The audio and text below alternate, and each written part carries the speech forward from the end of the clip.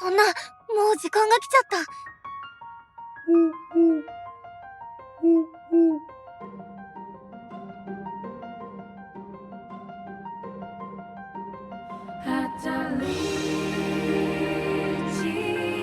行かなきゃ。やれる限りのことはやった。桜庭エマ。なのかちゃん、今までどこに？ここで立ち話している猶予はないわ。裁判には出るべきだと思ったから来たの。後のことは裁判で明らかにしましょう。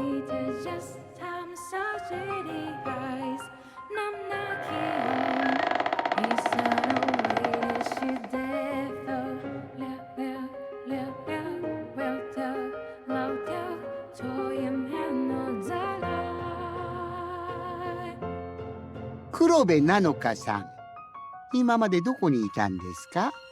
ずいぶん探したんですよ。まあ今は魔女裁判が優先ですから、黒部なのかさんの処分については後で。魔女裁判のルールについては皆さんもう理解されていますよね。ええ、始めて構わないわ。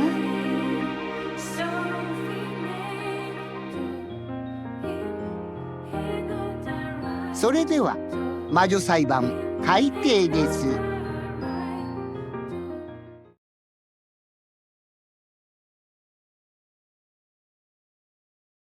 2回目の魔女裁判。みんなの沈黙が重い。またこんなことするんですの？疑い合うなんてもうたくさんですわ。別に無理に参加しなくてもいいんじゃないかしら。欠席裁判になっても文句がないならね。それは大丈夫です。きっと今回も真犯人を見つけられますよ。別に真犯人が見つからないことを心配してるわけではなくて、そもそもこんなやり方が。心配事がないというなら早く議論を始めましょう。私たちが取れる選択肢はそう多くはないのだから。こんな狂ったことを平然と続けようなんて、まともなやつの方が少ねえのか。自分だけまともアピールうっちゃ。メンタル弱々で怖がってるだけなの正当化しないでくれます？んだとてめえ。喧嘩をしてしまうと、この後の話し合いに差し支えが出てしまうのではないかと。確かにアンアンちゃんの言う通りね。だってこの議論には命がかかっているのだもの。みんなピリピリしてる。2人目の仲間が殺されて、しかもこの中に殺人犯がいるんだから当然だよね。まずは事件の内容について確認しましょう。ですね。お互いの前提に行き違いがあったらまともに議論できませんし。いいんじゃね？部屋の中見てないやつもいるかもだし。あのぐちゃぐちゃになった死体とかさ。では話にも出たことですし、死体の状況から話しましょうか。この中に犯人がいるなんて、そんな。エマさん。何？メルルちゃん。皆さんの中から魔女を見つけるなんて気が進むものではないと思いますが、でもファイトです。うん。ミリアちゃんのためにも頑張らないと。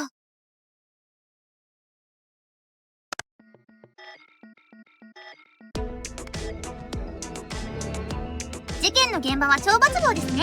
最初に発見したのは誰でしょう？死体を発見したのは私とココさんですわ。21時頃だったと思いますわ。ちょっと気になることがあって懲罰房に行ったんだよ。そしたら途中でお嬢と出会って。気になることってなんだよ。それはラウンジに怪しい張り紙があったんですわ。それには懲罰房で拷問が行われるみたいなことが書いてあって、きっとココさんもそれが気になってしまったんですわ。そんな悪趣味なもん見に行ったのか。別に私が何しようが勝手だろう。いくらミリアさんがみんなの邪魔をした人だからって拷問だなんて許せませんわ。それで私たちはメモに書かれていた通り懲罰房に行ったんですわ。ココさんとはその時偶然出会っただけで何もやましいことはありませんわ。死体の第一発見者ですか。怪しいですね。言いがかりですわ。ともかくその後ココさんが懲罰房の扉の覗き窓から中を覗いたんですわ。そしたらあいつが死んでたんだよ。拘束されて血まみれで。その時中には誰もいなかった。そうして私とエマさんが呼ばれたんですね。緊急事態だと思いましたし、急いでみんなを呼びに行ったんですわ。それで私が駆けつけて鍵がかかってたので壊しちゃいましたね。パコーン。怪力ゴリラ女。役に立った時ぐらい素直に褒めてくれたっていいじゃないですか。プンプン。死体の第一発見者はハンナちゃんとココちゃんか。そうですね。お話からするとそうなるみたいです。だけどあの証言どこかおかしいような。もう一度調べたことを確認してみよう。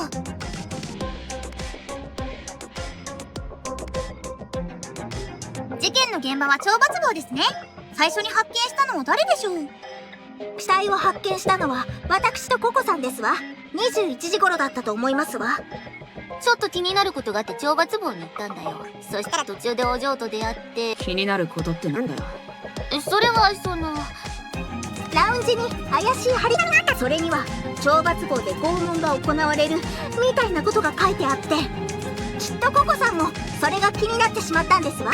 な別に私が何しようが勝手だろう。いくらミリアさんがみんなの邪魔をした人だからって拷問だなんて許せませんわ。それで私たちはメモに書かれていた通り懲罰房に行ったんですわ。ちょっと待った。でもハンナちゃん、それっておかしくないかな。何がですの？これラウンジに貼ってあったメモなんだけど、ハナちゃんの言ったことと違ってないかな。確かに文面はうろ覚えでしたわ。文面っていうか、僕が言ってるのは書かれてる時間のことなんだ。2人が死体を発見したのは21時なんだよね。でもここに書かれている時間は20時。どうして1時間も違うのかな。それはおめえら嘘ついたのか。違うって。もう分かったって、正直に言うよ。お嬢がどうして1時間ずれてたのかは私も知らないけど、私はわざとずらしたの。わざとってそれはどうして？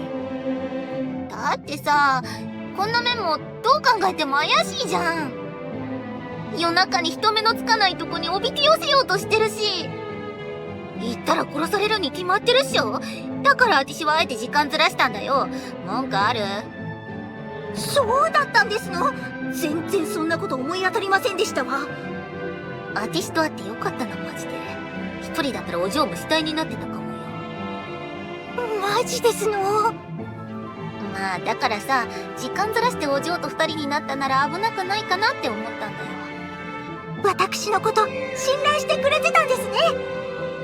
まあ襲われてもおとりにはなるだろうし、お嬢なら襲いかかってきても返り討ちにできそうだしさ。ひどい理由でしたわ。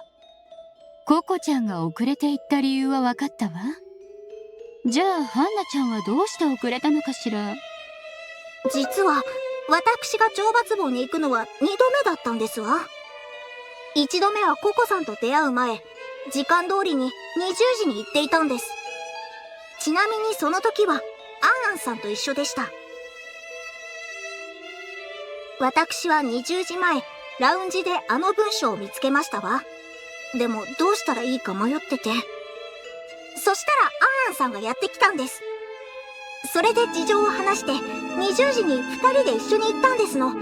けれどその時、懲罰房の中から悲鳴が聞こえてきて。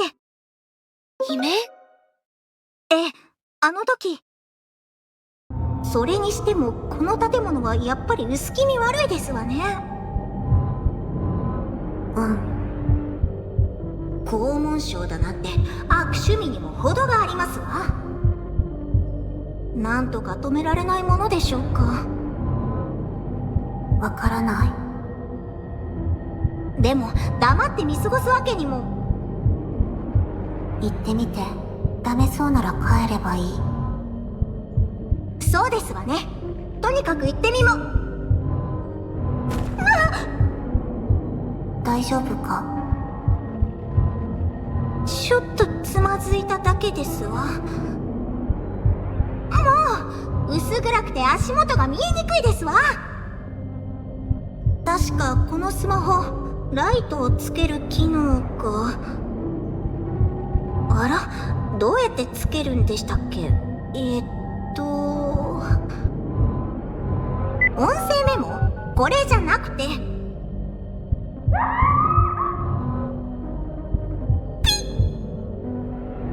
ミリアの声。悲鳴でしたわ。拷問始まったのか。そんな。アンアンさん、顔色が優れませんわ。戻ろう。そうして私たちは恐ろしくなって帰ったんですね。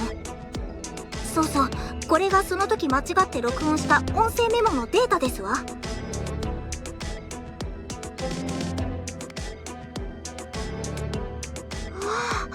それであの時顔色が優れなかったんですね。ええ、私たちが医務室に行くとそこにはメルルさんがいましたわ。20時過ぎ頃医務室にお二人が来たんです。その後はアンアンさんだけが残って。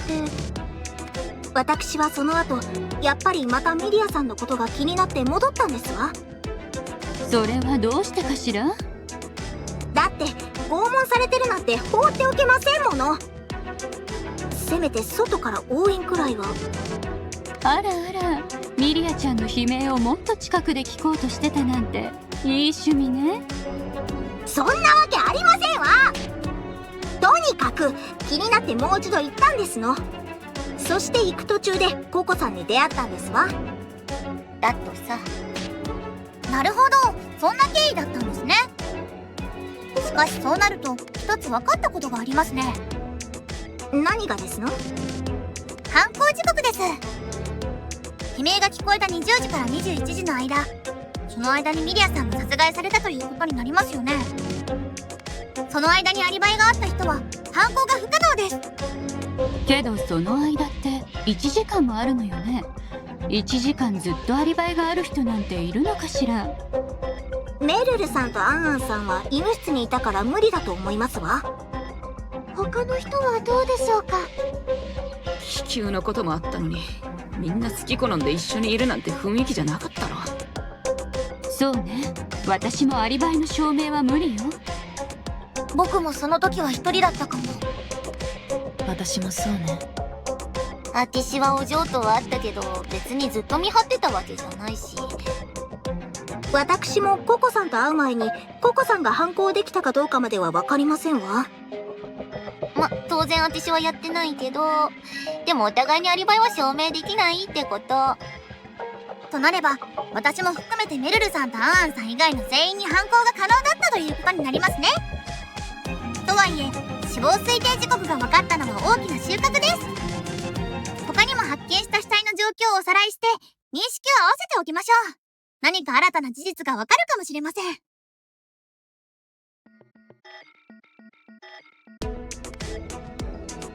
改めて被害者は佐伯ミリアさんです。鍵のかかった懲罰棒の中、貼り付けにされた状態で発見されましたね。ミリアさんの遺体には複数の刺し傷がありました。少し調べてみましたが、何度刺されたかわからないぐらいぐちゃぐちゃで。メルルさんには検証を手伝ってもらいました。ご協力感謝ですね。笑って言うことじゃねえだろ。とにかく犯人は懲罰棒で拘束されたミリアさんのお腹をめった出しにして殺害したということですね。ではその凶器は何だったのかしら。胸に刺さっていたナイフですね。おそらく懲罰棒の備品でしょう。切れ味の鋭い刃物は切られたことにも気づかないというわ。逆に言えば今回みたいなボロボロの刃物を使えば痛みを与えられて効率的に拷問ができるというわけですね。そういうこと。なあ、悪趣味な考察はどうでもいいんだよ。死体の状況に大きな間違いはなさそうかな。エマさん、少しだけ今の証言違和感がありませんでしたか？そうかな。ちょっと確認してみるね。メルルちゃんはミリアちゃんの死体を詳しく見てるはず。ならその違和感はもしかして。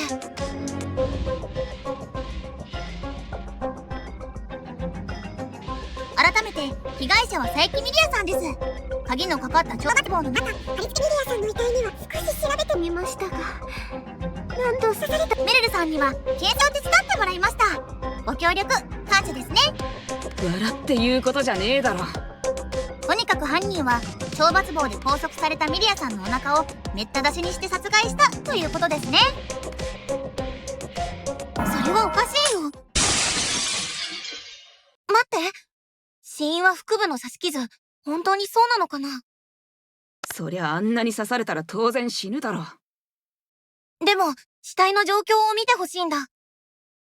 これミリアちゃんの胸からも血が出てるよね。はい、それは心臓を狙った刺し傷のようですね。心臓？じゃあ死因は？死因は胸の傷だったんじゃないかな。だってお腹を何度も刺したならその後にわざわざ心臓を刺す必要なんてないと思うんだ。だからミリアちゃんは胸を刺されて殺された後でお腹を刺された。そう考えることもできるんじゃないかな。ちょっと待てよ。だからって死んだ後で腹を刺す理由なんてあるのか？それは。ではこう考えるのはどうかしら。お腹を刺してもなかなか死ななかったから心臓を刺したってね。そう、それはまるで吸血鬼の心臓に杭を打つように、相手が死ななかったからとどめを刺したのよ。そういえば獄長さんが魔女は簡単に死なないって言ってたような。もしかしたらマーゴさんの言っていたように最初はお腹を刺しても死ななかったのかもしれませんわ。なるほど、そういう考えもありそうです。おそらくどちらの場合であっても最終的な死因としては胸の刺し傷になりそうですね。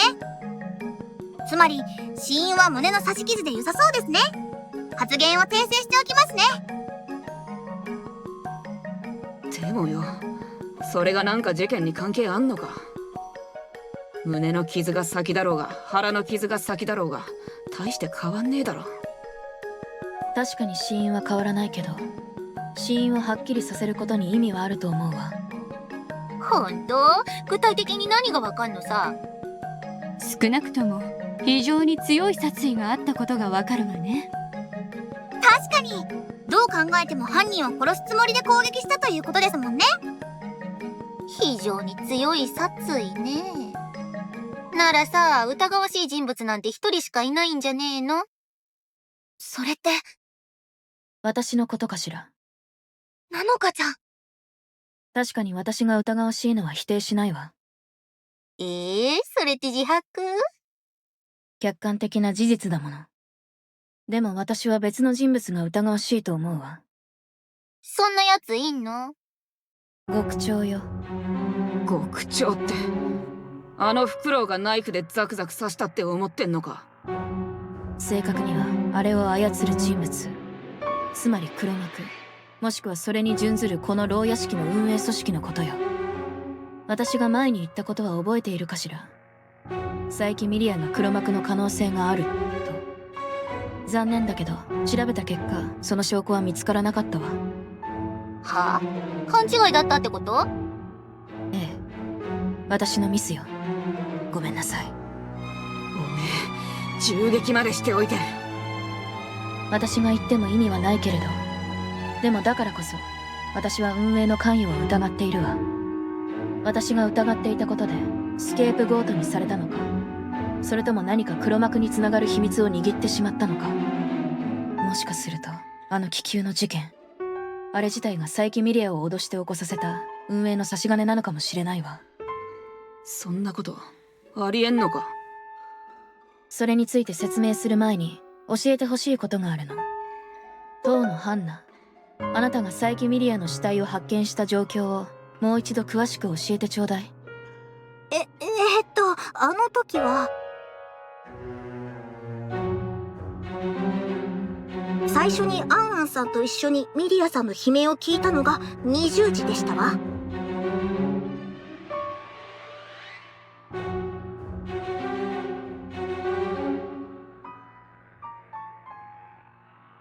その後、医務室にアンアンさんを置いて21時にもう一度行ったんですの。その時、偶然食堂側から出てきたココさんと一緒になったんです。そして、懲罰房に行って2人で覗き窓を覗いたら、ミリアさんが死んでたんですのよ。だから開けようとしたんですけど、鍵がかかっていて。それでそこの怪力ゴリラを連れてきて鍵を壊させたの。もしかしたらまだ生きてるかもしんないし、暗くてよく見えなかったからさ。確かにその時、扉は開きませんでしたね。だから壊したんですけど。いや、ですから私はゴリラじゃないんですってば。ともかくこれで一つの事実が分かったわ。事実？ええ、それは私たちの中に犯人はいないということよ。どういうこと？私から話をさせてもらうわ。